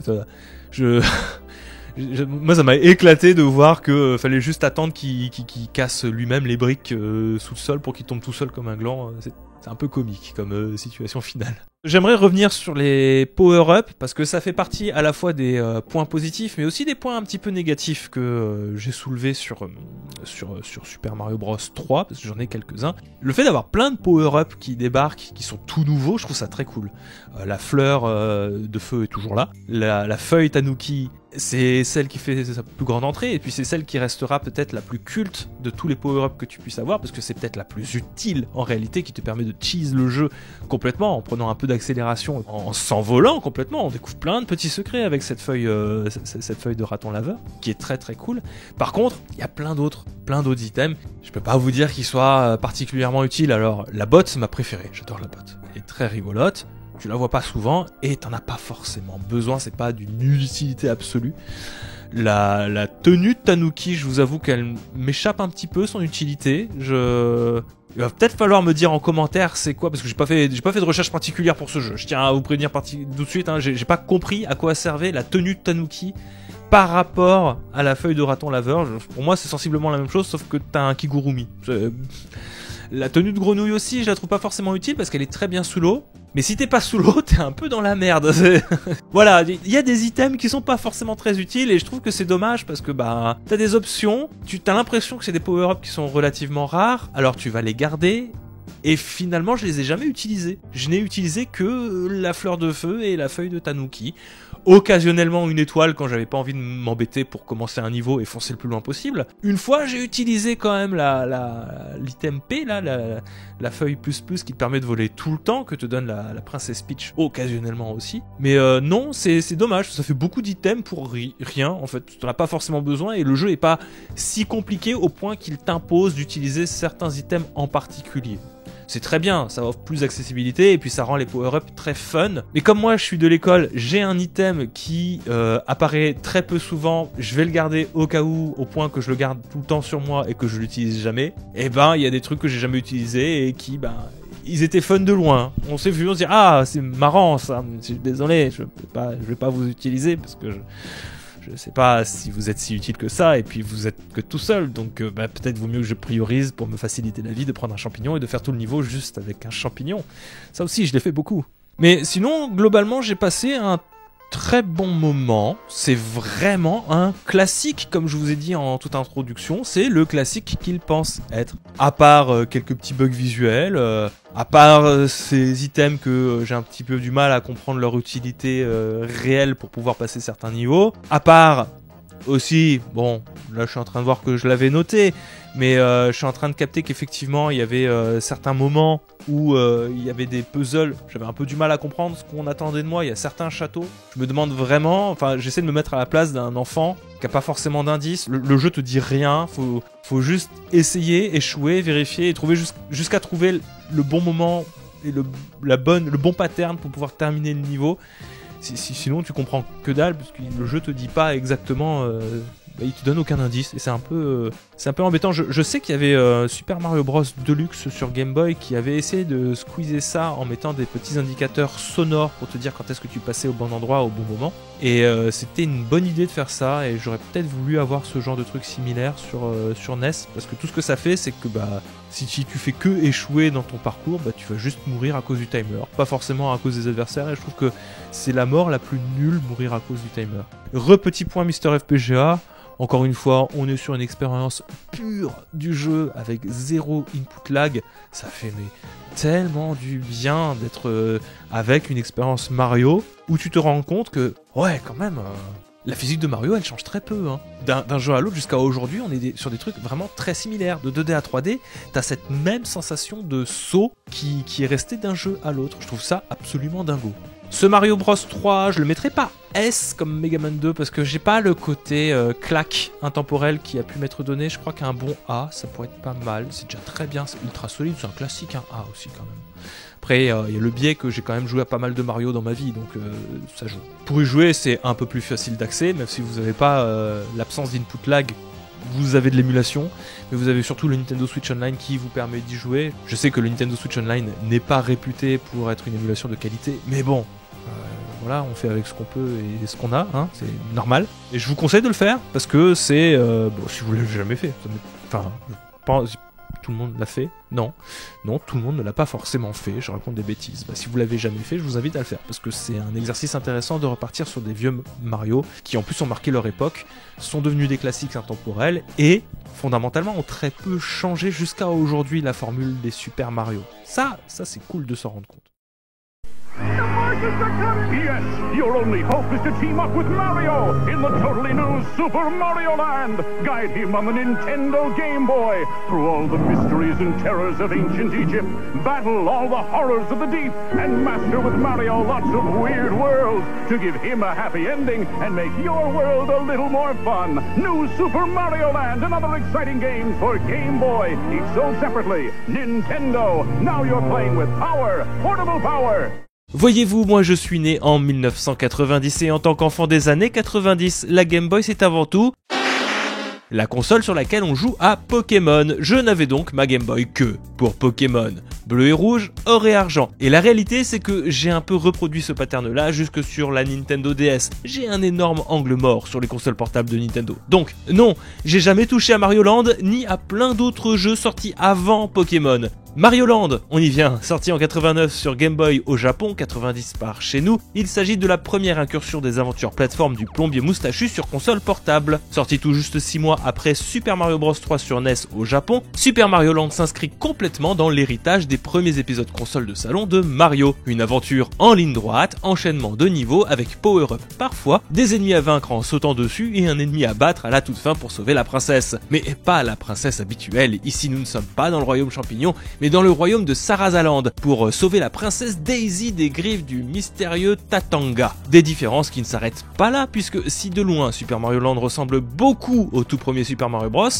il suffit d'y jouer 5 minutes pour constater d'autres changements quelque peu déroutants. Les ennemis ne sont plus les mêmes, le comportement de la fleur de feu varie, la physique des sauts est altérée, les musiques n'ont rien à voir avec ce qui avait déjà été produit sur NES, mention spéciale à l'adaptation 8 bits du galop infernal lorsque l'on prend une étoile de puissance, et surtout, on a des phases de shmup. Alors pourquoi autant de changements? Eh bien parce que c'est pas vraiment l'équipe habituelle aux commandes. L'on retrouve à la réalisation Satoru Okada, chargé des Metroid et de Kid Icarus, un petit nouveau à la conception des niveaux, Masaru Yamanaka, et surtout Gunpei Yokoi, directement à la production. Là pour s'assurer que le pari de faire un platformer malgré la date de l'écran et les défis liés aux spécificités de la Game Boy puisse être tenu. Super Mario Land devait donc être, avant toute chose, le porte-étendard d'un choix audacieux de technologie. Un jeu qui par ailleurs sera un joli petit succès coiffé au poteau du bundle de lancement de la Game Boy par nul autre que Tetris, mais qui ne l'empêchera pas de s'écouler entre 14 et 18 millions d'unités selon les sources. Mais tout ça c'est bien beau, ça vaut quoi en 2025 entre mes mains?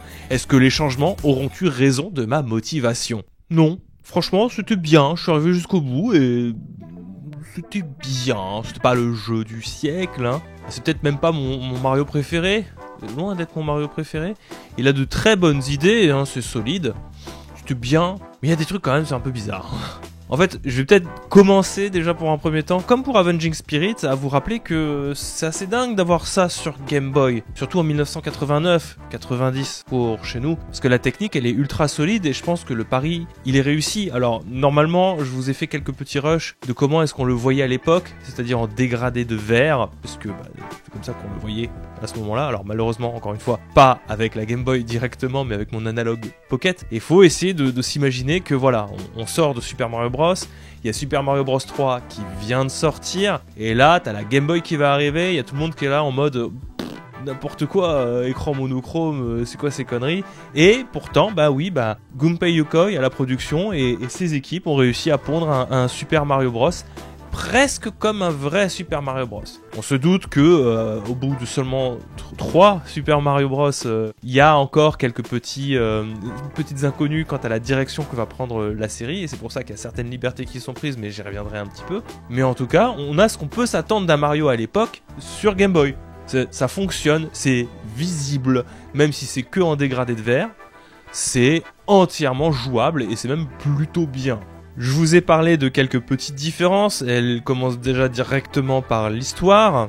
Ce n'est plus la princesse Peach qu'il faut sauver, mais la princesse Daisy. On est dans le royaume de Sarasaland. Et force est de constater qu'au début, ça fait un peu bizarre de voir qu'il n'y a pas Bowser. Alors, j'essaye encore une fois de me mettre à la place de gens dans les années 89, 90, dans les années 90 qui découvrent ce jeu, et je me dis, pas si grave que ça, finalement Bowser on l'a pas vu tant que ça de fois, on l'a vu juste sur Mario Bros 3 et les 2 premiers Super Mario Bros, même dans le Mario Bros 2, le rip-off de Doki Doki, là, Mario USA, il n'y a même pas Bowser dedans, donc je me dis, ça devait pas être si dérangeant que ça, mais pour un œil d'aujourd'hui, de pas avoir de Bowser, de pas avoir les conventions d'un Super Mario, ça fait un peu bizarre, même si on peut très facilement passer outre. Il y a 4 mondes dans l'univers Sarasaland, j'y reviendrai parce qu'il y a seulement 4 mondes, même là dans les conventions on les brise un petit peu, il n'y en a pas 8, il y en a 4. Il y a 3 niveaux avec un boss à la fin de chaque monde. T'as l'impression que tu vas sauver la princesse dès la fin du boss, et non, en fait c'était un monstre qui s'était déguisé en princesse Daisy et qui s'en va, donc la princesse est dans un autre monde, il faut aller dans l'autre monde. Et le méchant Tatanga, c'est un méchant original qu'on ne reverra plus jamais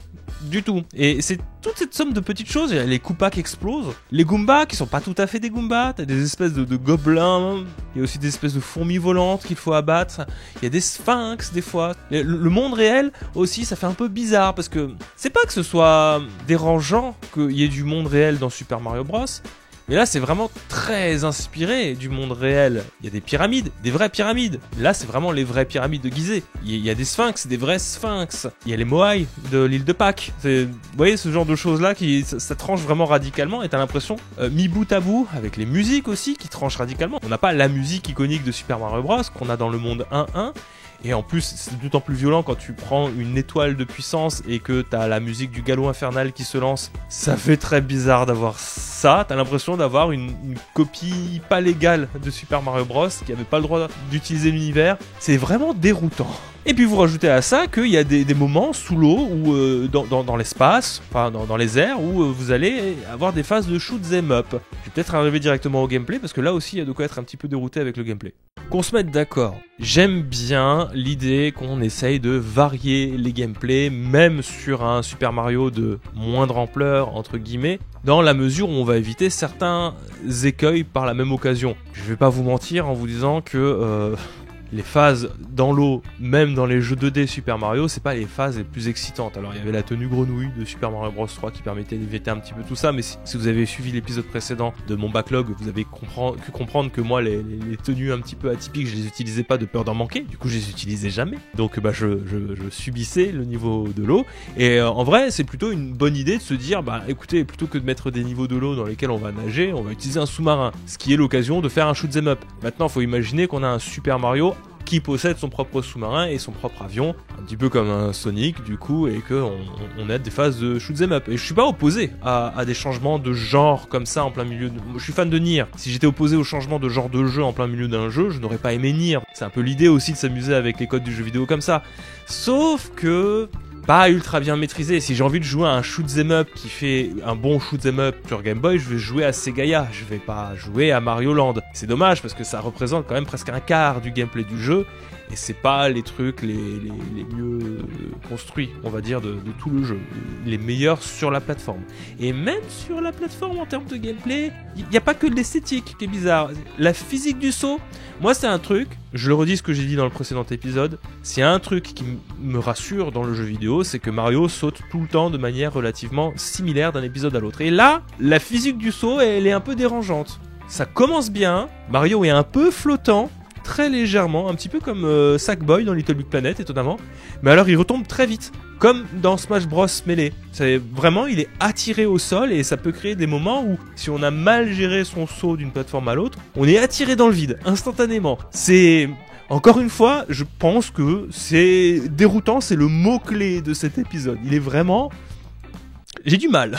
Et j'ai parlé de fleurs de feu comme power-up, mais c'est pas des fleurs de feu, ce sont des super balles qu'on récupère. Alors, je suppose qu'à un moment dans le développement du jeu, on s'est dit que ça devait être compliqué de faire figurer un power-up sur un écran monochrome, chose que le prochain Super Mario Land va résoudre par la jonction de petits détails sur la tenue de Mario, mais là, en l'espèce, je sais pas s'il y avait pensé ou pas, mais on ne peut pas figurer une fleur de feu, donc on voit très peu de différence, mais surtout, j'ai l'impression qu'on pouvait pas avoir de différence entre le feu et une simple balle, donc ils se sont dit, on va en faire des balles, et ce qui m'embête avec les balles, c'est qu'elles ont pas un comportement pareil que les boules des fleurs de feu, elles rebondissent sur les parois, et le fait de les faire rebondir, mais vraiment comme des balles rebondissantes, encore une fois, c'est un peu déroutant, je vous avoue, c'est compliqué de calculer la trajectoire idéale des fleurs de feu, et surtout, ça va pas pouvoir nettoyer l'avant du tableau, ça va juste tuer éventuellement le personnage qui est devant vous, et pourquoi pas, si vous avez de la chance, celui qui est un peu devant, mais un peu plus loin, mais toujours en hauteur. Vous pourrez pas avoir tous les ennemis qu'il y a devant, va falloir faire très attention, parce que moi j'ai des souvenirs de moi qui foncent comme un dératé et qui tirent des boules de feu pour clean ce qu'il y a devant moi. Là c'est plus compliqué, parce que justement, on a le physique d'une balle rebondissante, et pas de la fleur de feu comme on avait de base. Encore une fois, c'est pas une mauvaise idée, ça marche même plutôt bien de manière globale, c'est juste déroutant. Puis on va peut-être parler de l'éléphant dans le milieu de la pièce, hein. C'est pas très compliqué comme jeu, ça va, ça se fait tranquillement, en 1 heure. Il y a que 4 mondes, il y a 4 mondes et 3 niveaux dont la plupart, ceux de fin peuvent être des shoots 'em up relativement rapides, quoique je les ai trouvés un peu longs par moment aussi. C'est rapide sans l'être, mais ouais, juste 1 heure, ça me paraît un peu court quand même. Je suis pas le joueur qui va réclamer tout le temps des expériences longues pour en avoir pour son argent. Voilà, hein. Mais 1 heure, là, on arrive peut-être à l'extrême limite inverse, où je me dis, il n'y a pas vraiment d'option de rejouabilité en plus. À quoi ça va servir, à part faire un meilleur score à la fin, score que tu pourras pas forcément partager avec d'autres joueurs parce qu'on est sur une expérience solo. Donc je sais pas, je me pose quand même quelques questions. C'était un peu court, monsieur, un peu. Disons que ça renforce le côté déroutant et aussi que ça renforce ce côté qu'on pourrait lui donner de démo technique de la Game Boy. Ouais, c'est un peu ça, c'est un peu la démo technique de la Game Boy, mais c'était une démo payante, et là peut-être c'est un peu compliqué.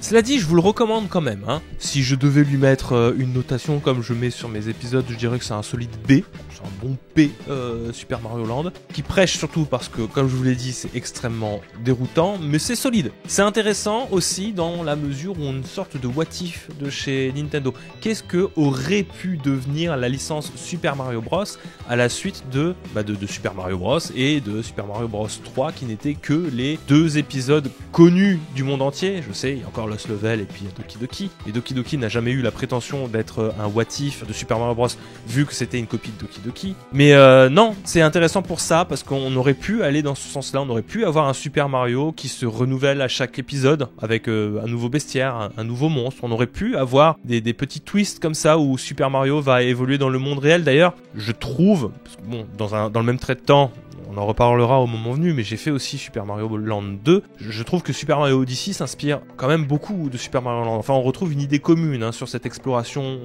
du monde. Super Mario Land 2 avec la lune, mais voilà, on y reviendra au moment venu. Et je trouve que c'est le seul épisode qui s'est à ce point inspiré de ces épisodes Game Boy, puisqu'on retrouvera jamais cette esthétique-là.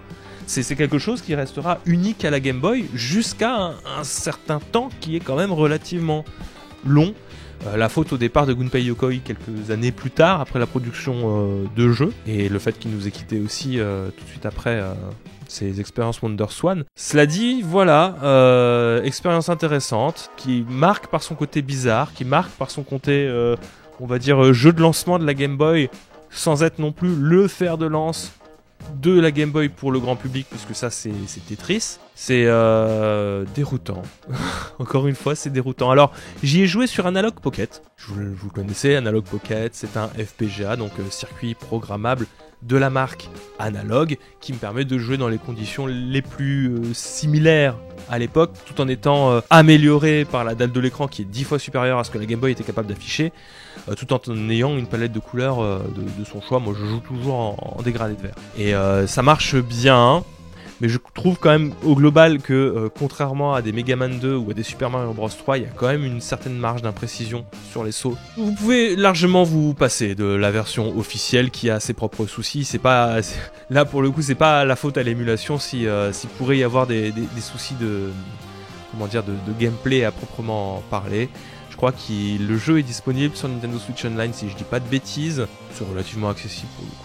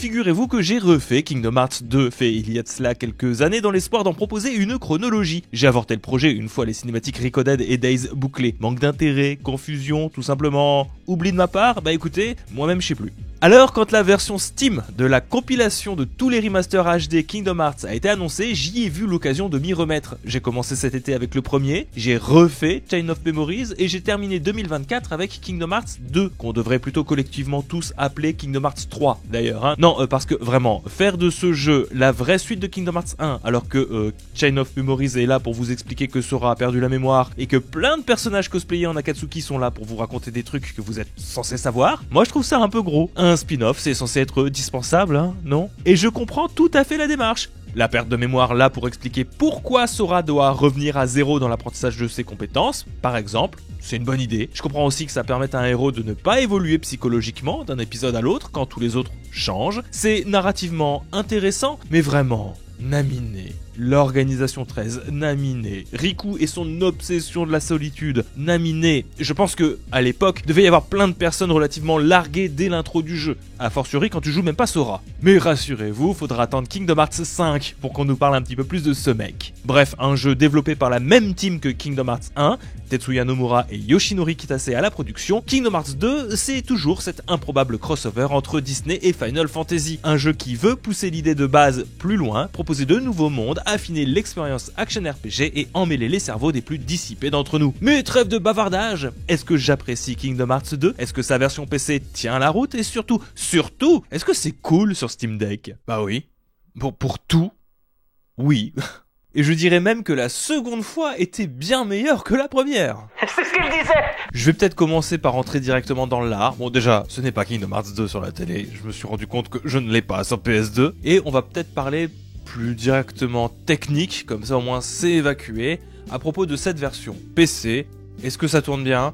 Est-ce que c'était cool sur Steam Deck? Donc oui, c'est un très bon portage, j'ai pas vraiment de problème là-dessus. Je déplore malgré tout quelques petits manques, on va dire, sur cette version-là. Déjà l'absence de la VF, je trouve que c'est toujours problématique, même si je comprends pourquoi il n'y a pas de VF, que ce soit pour des histoires de droit.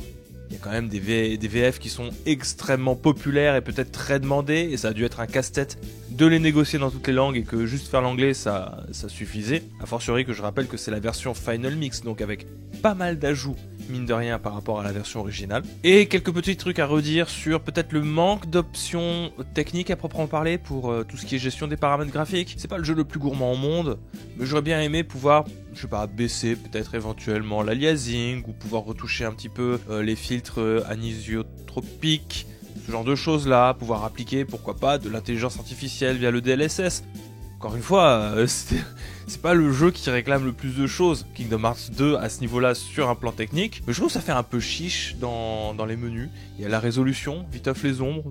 Cela dit, sur Steam Deck, ça tourne admirablement bien, et c'est là-dessus que j'ai fait l'essentiel de mes parties. Maintenant, sur mon avis plus précis sur Kingdom Hearts 2, je l'adore. Je l'adore, autant que des fois, je suis quand même relativement frustré sur beaucoup de points. Je l'aime autant qu'il me frustre. Enfin, frustré, c'est un bien grand mot. Il me laisse dubitatif, voilà. J'ai peut-être évacué sur le gameplay. Pour celles et ceux qui connaîtraient pas, Kingdom Hearts 2, c'est un action RPG. C'est le deuxième épisode, entre guillemets, de cette saga Kingdom Hearts qui a débuté avec le premier épisode sur PlayStation 1. Et il reprend l'essentiel des bases qui avaient été posées par Kingdom Hearts 1. On retrouve un gameplay nerveux, centré sur de l'action, une gestion des compétences qui est, ma foi, plutôt intéressante, que vous devez activer ou non par les menus, donc c'est à savoir en fonction du nombre de points de compétences que vous avez, qu'est-ce que vous allez activer ou pas, qui peuvent vous être utiles en combat et peut-être moins en combat, et le tout dans un jeu quand même relativement linéaire, sans open world, dans lequel vous allez explorer des mondes tirés de l'univers Disney, que ce soit par exemple des mondes de Pirates des Caraïbes, que ce soit le monde d'Agraba pour Aladdin, tout ça, via l'utilisation d'un vaisseau spatial, le vaisseau Gumi, qui revient là aussi dans Kingdom Hearts 2, bien que les phases soient légèrement revues par rapport à Kingdom Hearts 1, dans la mesure où c'est peut-être un peu plus maîtrisé, un peu plus responsive, un petit peu plus juicy, comme le dirait ce très cher Askens. Même si je suis toujours pas fan, pour être tout à fait honnête, de ces moments-là, je trouvais ça pas dingo dans Kingdom Hearts 1, les moments en vaisseau Gummy. Je trouve ça toujours pas foufou sur Kingdom Hearts 2, quand bien même ce soit un petit peu mieux. J'aime bien l'idée de proposer un gameplay différent, mais je trouve que on est sur une génération où si tu maîtrises bien tes bases, bien ça suffit, ça sert à rien d'aller explorer d'autres trucs, et bon, je suis pas fan. Les combats sont toujours ces combats en action RPG avec 3 personnages dans votre groupe, Sora, Donald, Dingo et éventuellement un 3e que vous pouvez intervertir avec un personnage issu du monde dans lequel vous êtes. Si vous êtes dans le monde de la Belle et la Bête, il y a la Bête qui peut venir vous accompagner et que vous pouvez intervertir avec un des personnages iconiques de la saga, sauf Sora. Sora, il est tout le temps là. De toute manière, c'est le seul que vous contrôlez. Si Kingdom Hearts 1 en version 1.5, 2.5, donc la version remastered, est déjà une expérience lissée par rapport à la version originale, notamment sur l'utilisation d'un second stick pour gérer la caméra, parce que à l'époque on ne pouvait pas gérer la caméra, en tout cas sur PlayStation 2 avec l'épisode original, avec le stick droit, il y a quand même pas mal d'améliorations de gameplay qui ont été apportées avec cet épisode 2 et que j'ai pu profiter et qui se sentent bien d'un épisode à l'autre. On a un jeu qui est beaucoup plus aérien, basé sur des combos beaucoup plus importants, beaucoup plus, fluides à réaliser. Je pense que le fait que de base, le second stick pour gérer la caméra était présent, a dû pas mal jouer un petit peu, quand bien même on pouvait le faire dans le 1. C'est beaucoup plus naturel dans le 2. Le système de contre et de roulade qui était présent là aussi dans le 1, il est présent beaucoup plus tôt ici aussi, ce qui permet justement d'appréhender des mécaniques d'action dans un RPG de manière beaucoup plus naturelle encore une fois. C'est le maître mot de cet épisode 2. C'est on fait les choses comme avant, mais de manière plus logique et plus naturelle. On retrouve des options de réaction par QTE qui vous enjoignent à appuyer sur la touche triangle. La touche X ou Y je sais jamais le positionnement des touches. La touche du haut sur Xbox. Sur PC, on utilise la touche Xbox. D'ailleurs, c'est marrant, c'est très perturbant parce que il reste cette touche triangle qui apparaît en surbrillance à chaque fois que vous voulez l'utiliser, alors que c'est pas du tout la touche triangle. Bon bref, c'est un peu perturbant, mais bref. C'est des touches de réaction qui vous permettent d'activer différents combos pour vos personnages en réaction avec Donald ou Dingo ou avec le personnage Disney qui vous accompagne sur le moment. Ça va être différent à chaque fois.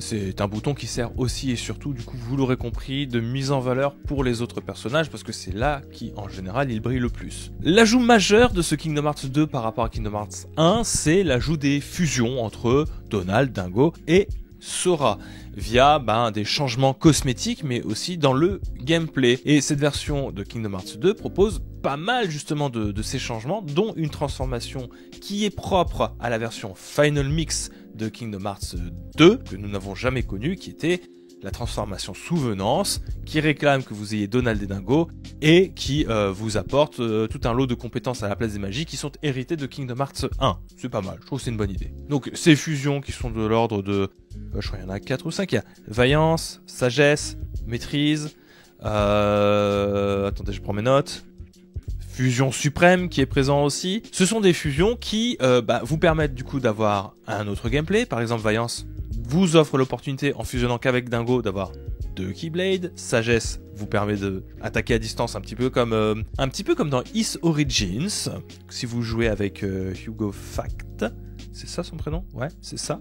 C'est un peu particulier. Vous avez Maîtrise qui vous fait récupérer à nouveau 2 Keyblades. Il y en a une qui flotte et vous avez Suprême, la fusion Suprême, qui vous flottez et vous avez les 2 Keyblades dans les mains. Ce qui est intéressant, c'est que ces fusions-là vont avoir une barre d'XP qui leur est propre et si vous maîtrisez chacune de ces fusions, vous allez pouvoir obtenir des compétences définitives que vous allez conserver dans votre gameplay de base. Alors, je sais pas, moi j'avais noté par exemple que avec la fusion Vaillance, vous pouviez conserver le super saut si vous atteignez Vaillance au niveau 3, ce qui est plutôt pratique pour aller chercher des petits collectibles à droite à gauche dans le jeu, comme des pièces de puzzle qui vous permettent d'en savoir un petit peu plus sur le monde de Kingdom Hearts. Pour celles et ceux qui n'auraient fait que la version PS2 et qui ne jurent que par cette version originelle, parce qu'il y aurait la VF dedans, sachez que du coup vous passez aussi à côté pas mal d'ajouts, parce que autant sur Final Mix, la version PS1 de Kingdom Hearts 1, les ajouts étaient quand même relativement timides, même si c'était des trucs assez intéressants, comme je crois qu'il y avait 2 boss, il y avait Sephiroth dedans, je sais plus si c'est Sephiroth.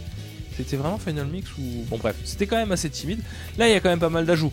Oui, vous avez toujours ces histoires de boss. Vous pouvez retrouver tous les membres de l'organisation 13 que vous avez pu notamment voir, ou peut-être que vous avez jamais vu, dans Chain of Memories, qui donne lieu à des combats qui sont quand même un peu plus corsés que d'habitude. Mais vous avez aussi pas mal de scènes supplémentaires qui ont été rajoutées, et c'est pour ça que je dis que peut-être il y a dû avoir des problèmes au niveau de la localisation, parce qu'il aurait fallu faire redoubler certaines scènes supplémentaires à notre très cher comédien de doublage francophone, qui ne sont présents du coup que dans la version Final Mix, et qui font le lien entre Chain of Memories et Kingdom Hearts 2 et les prochains Kingdom Hearts qui sont censés déboucher.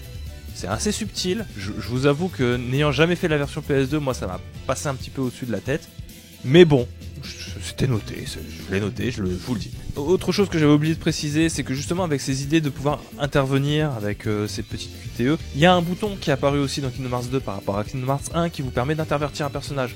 Parce qu'au début d'une partie dans Kingdom Hearts 1, vous pouvez choisir vos membres de groupe, et ça restait un petit peu figé jusqu'à ce que vous alliez sur une zone de sauvegarde pour pouvoir modifier votre groupe et intégrer le personnage qui était sur le banc de touche jusque-là. Là, vous avez une touche carrément qui est intégrée. S'il y a besoin sur certains combats où vous vous rendez compte que l'intervention du personnage qui n'est pas dans le combat serait peut-être plus utile, je sais pas moi, un Donald qui soigne serait peut-être plus utile sur un monstre qui tape très fort, vous pouvez faire intervertir 2 personnages, donc celui qui était dans le banc de touche et un autre de votre choix qui est dans votre groupe. C'est une option intéressante. Et autant vous dire qu'à ce niveau-là, pour moi, il est quasiment parfait, Kingdom Hearts 2. J'ai rien à lui redire sur son gameplay, c'est extrêmement plaisant, manette en main. C'est un très bon action RPG de l'âge d'or des RPG quand Square Enix, parce que c'était Square Enix déjà sur Kingdom Hearts 2 si je dis pas de bêtises. Je crois que c'était Squaresoft sur le 1, c'est Square Enix sur le 2 quand ils avaient fusionné. Mais quand il y avait encore, on va dire, cette envie et cette capacité-là de faire des jeux destinés à rayonner de partout. Quand Final Fantasy était encore à son prime dans le milieu du jeu vidéo et qui avait du coup justifié le fait qu'on puisse faire une alliance entre les personnages de Disney et les personnages de Final Fantasy. C'est beau de voir cet héritage-là et de voir cette envie de faire les choses bien et en avançant toujours plus loin qualitativement. Maintenant, moi, le problème que j'ai avec Kingdom Hearts 2, c'est un problème beaucoup plus terre-à-terre, c'est celui de sa narration. Et je pense que fondamentalement, on a tous ce problème-là avec la narration, c'est-à-dire qu'on la regarde tendrement, on est attendri, on aime l'histoire de Kingdom Hearts. Moi, j'adore l'histoire de Kingdom Hearts 2. Mais c'est vraiment à partir du 2 que ça se barre en couille. Moi, ce que j'aime, c'est que c'est une histoire qui est bardée de bons sentiments.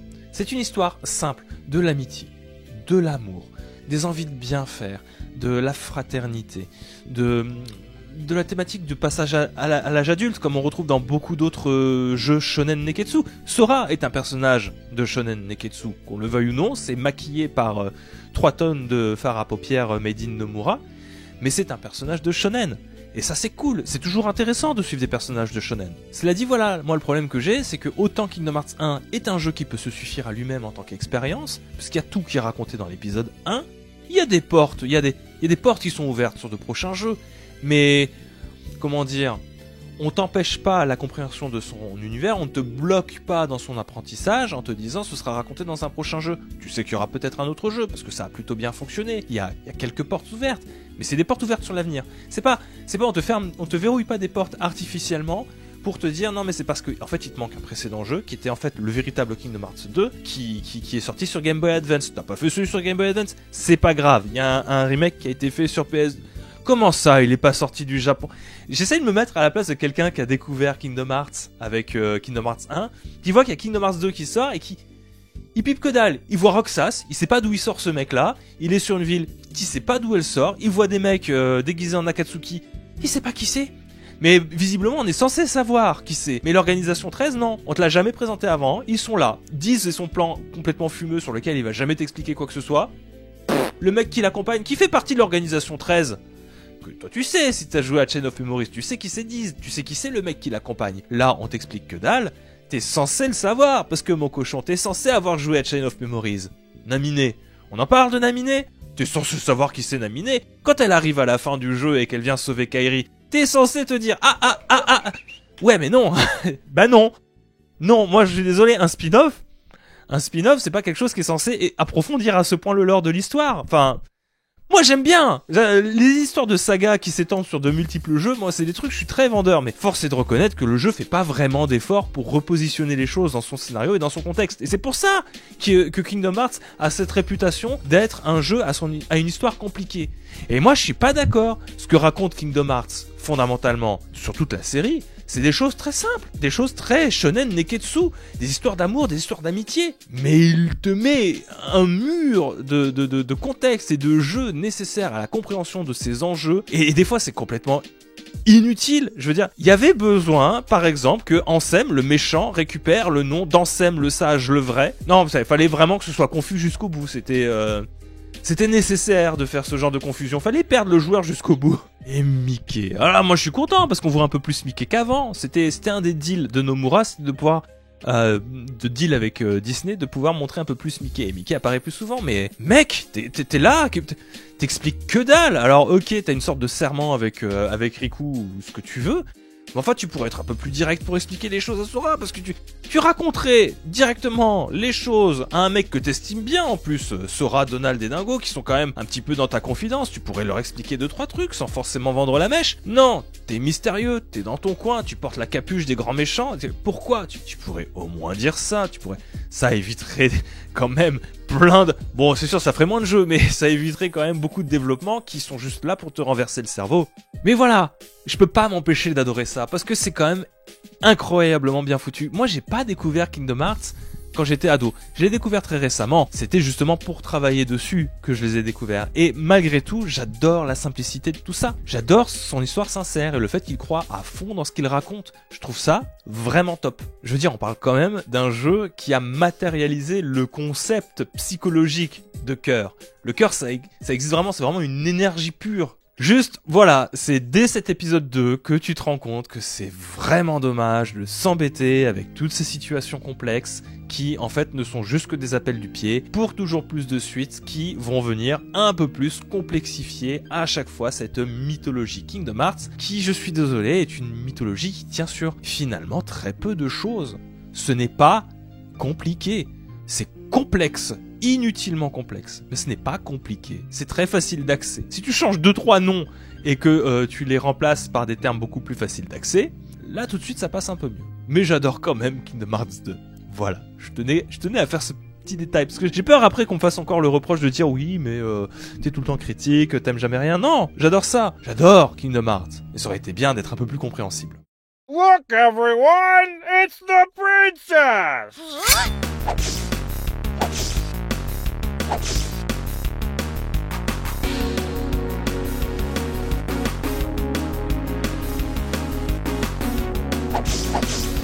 Feeling bonesome tonight. Alas, I won't accept commoner food. I require fine dining. Our worst fears have come true. This kingdom will be mine!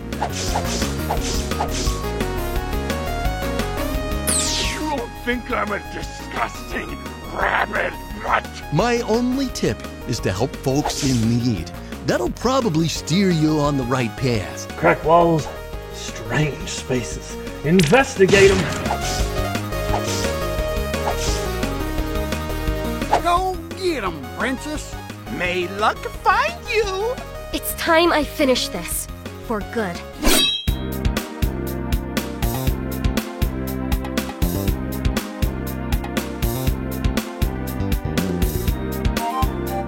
ARZ, c'est un jeu sorti en février 2024, et si ses graphismes et la gestuelle de ses animations vous parlent vaguement, c'est tout à fait normal. Développé par CD Eyes Software, en réalité le pseudonyme d'une seule et même personne, Seth Dopley Fulkerson, ARZ est un jeu qui part d'une idée toute simple. Et si les Zelda CDI étaient bons ?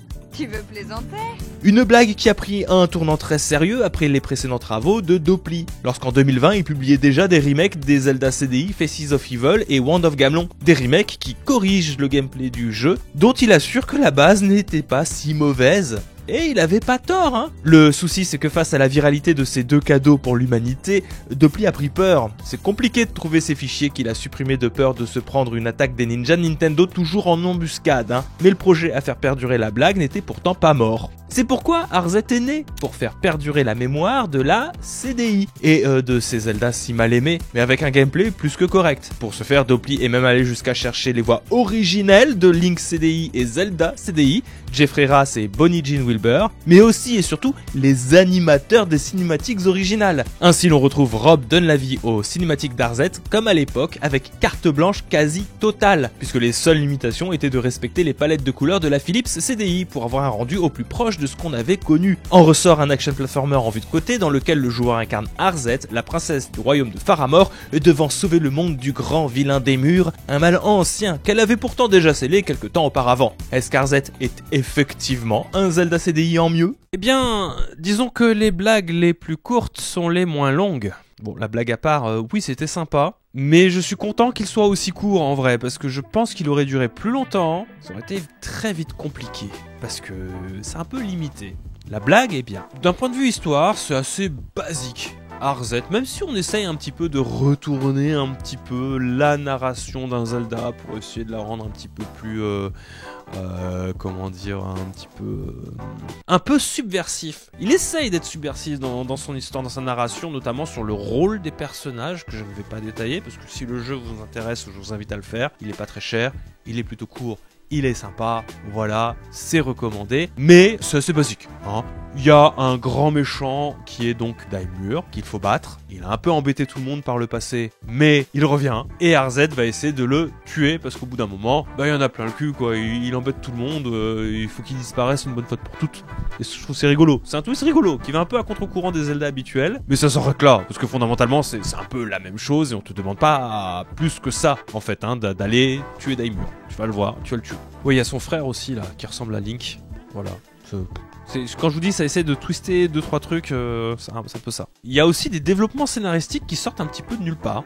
Genre, à chaque fois que vous allez terminer un niveau, au début, vous avez des petites scénettes qui se passent et qui racontent la vie au château, pendant qu'RZ fait des trucs. Il se passe d'autres choses. Pareil, je vais pas vous spoiler, ça inclut des pérégrinations avec le roi, ça inclut des petites histoires avec le frère d'RZ qui ressemble à Link, mais avec une moustache, littéralement, qui sont un peu à côté de la plaque. Et plus là peut-être pour la blague et pour le twist sale gosse on va dire, mais ça saute un peu du coq à l'âne des fois, j'ai un peu du mal à comprendre ce qui se passe. La base c'est RZ tuer Daimur. Pour aller le tuer il faut aller battre ses lieutenants aussi et vous allez devoir tuer 8 boss, je crois que c'est 8, quelques boss. Il va falloir aller les tuer, voilà. Ça participe à la blague hein, ces petites scénettes. Ça participe à la blague de l'histoire, c'est drôle. Mais heureusement c'est, encore une fois c'est pas très long parce que il a de la chance de n'être qu'un jeu de 4h30, 5h, parce qu'il durerait plus longtemps. Ce genre de cinématique, ça aurait été un petit peu un point négatif pour moi, parce que vraiment, je vous jure, c'est un peu n'importe quoi sur la fin, et ça apporte des éléments juste pour l'envie d'apporter des trucs, voilà, dans l'histoire, d'essayer de... sans que ça soit forcément utile. Ah oui, et évidemment, le point le plus important, et c'est peut-être pour ça qu'on est là aujourd'hui à en parler ensemble, c'est parce que toutes ces cinématiques qui sautent du coq à l'âne sans arrêt, c'est l'occasion en fait de vous montrer que, regardez, c'est nos cinématiques de Zelda CDI, fait par les animateurs originaux. Et c'est là qu'on les voit. Voilà, ça c'est la blague. Ce qui va être plus intéressant, c'est plutôt comment ça se joue. Parce que autant se contenter des cinématiques et de l'histoire des Zelda CDI, c'est tout à fait possible. C'est pour ça d'ailleurs que ces Zelda-là sont connus, pas tant pour leur gameplay qui est pas dingo. C'est pour ça qu'il s'était amusé, ce très cher monsieur, à faire des remakes des Zelda CDI de l'époque et à avoir fait RZ. C'était pour essayer d'avoir quelque chose d'un peu mieux. Et effectivement, c'est un peu mieux. Maintenant, est-ce que c'est incroyable? Ça reste un action platformer en 2D relativement convenu, en vue de côté. Ça essaye d'apporter des petits twists à la Metroid, parce que vous aurez pas mal de backtracking et de pouvoirs que vous obtenez en cours de route pour aller débloquer d'autres points dans certains niveaux et récolter toujours plus de choses. Mais ça reste un action platformer en 2D, vue de côté, tout ce qu'il y a de plus basique. Donc, action platformer 2D, plutôt linéaire, dans lequel vous allez aller dans des niveaux, vous allez devoir retourner en arrière pour activer d'autres trucs et d'autres machins avec de nouveaux pouvoirs que vous aurez découverts.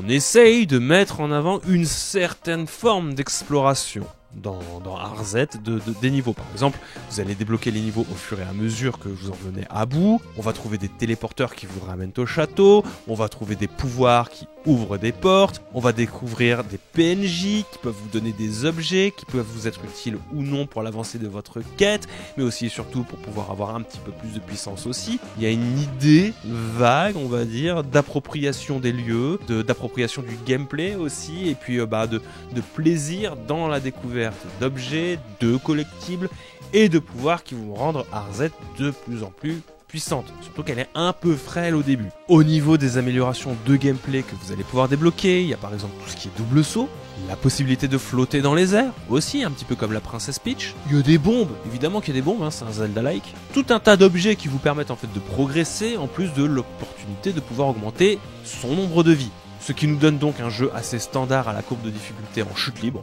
C'est-à-dire que c'est très dur au début, et plus vous avancez, et plus c'est facile. Et moins c'est intéressant aussi, malheureusement.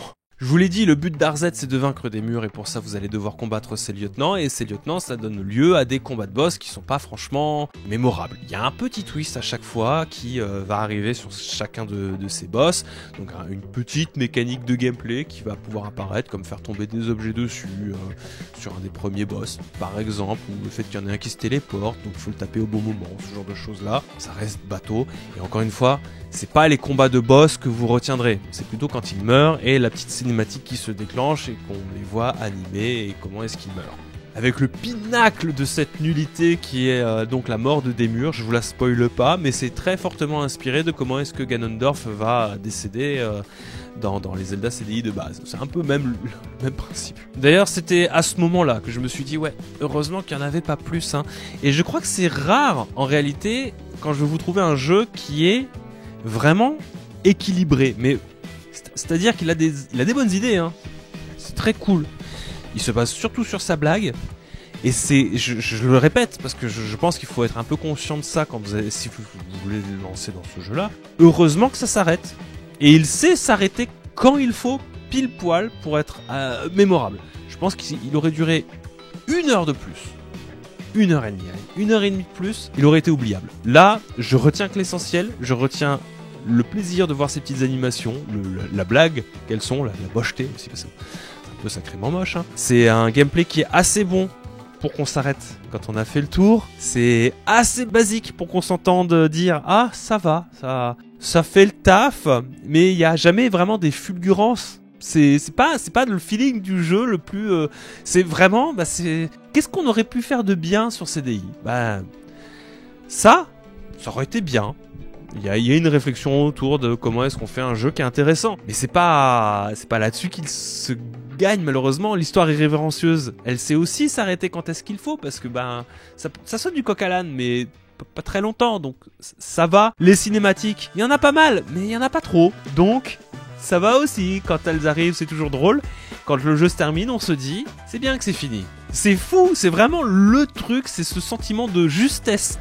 Il y a à n'importe quel moment Arzet pourrait basculer pour devenir plat, presque mauvais, mais il n'y arrive pas. Il est au bord du précipice constamment et il reste au bord du précipice jusqu'au bout. Ça c'est incroyable.